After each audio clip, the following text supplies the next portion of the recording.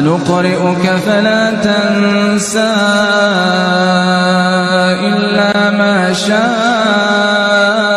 الله إنه يعلم الجهر وما يخفى ونيسرك لليسرى فذكر إن نفعت الذكرى سيذكر من يخشى ويتجنبها الأشقى الذي يصلى النار الكبرى ثم لا يموت فيها ولا يحيا.